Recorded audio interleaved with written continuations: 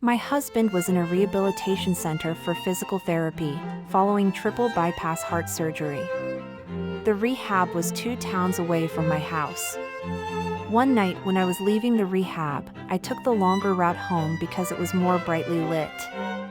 The shorter route was dark with no street lights, and I didn't like traveling that route after dark. So, I was driving the longer, brightly lit route when a car in front of me pulled to the side of the road and let me pass by. But strangely, as soon as I passed the car, it immediately pulled out and began following me closely with high beams. Just then, I crossed the border into the next town. There are many stores, restaurants, and a hotel in that area, so the lights are even brighter there. But suddenly, everything on the road went black, and I heard a sound like an overhead garage door closing. Bang! I found myself driving on a pitch-black narrow road, with no lights, and no car following me. I was not on the same road that I had been traveling.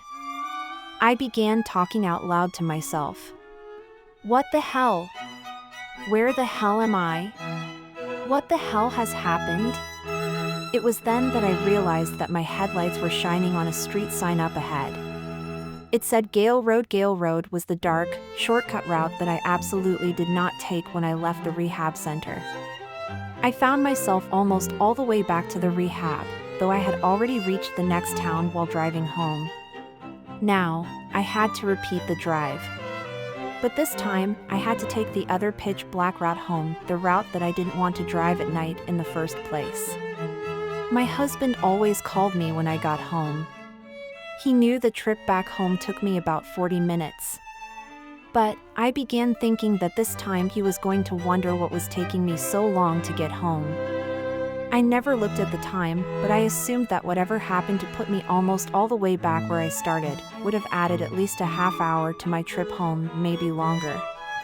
When I finally got home, the phone rang. It was my husband, and before I told him what had happened, I apologized for taking so long to get home. I asked him how many times he had tried to call me. First, silence on the other end, and then my husband said, "This is my first time calling. It's only been about a half hour. You're not late." It was then that I explained to him what had happened to me. But, in reality, I have no clue what actually happened. A vortex in the road? Did the car that pulled over in front of me and then proceeded to follow me have something to do with what happened to me? Has anyone else ever experienced anything like this?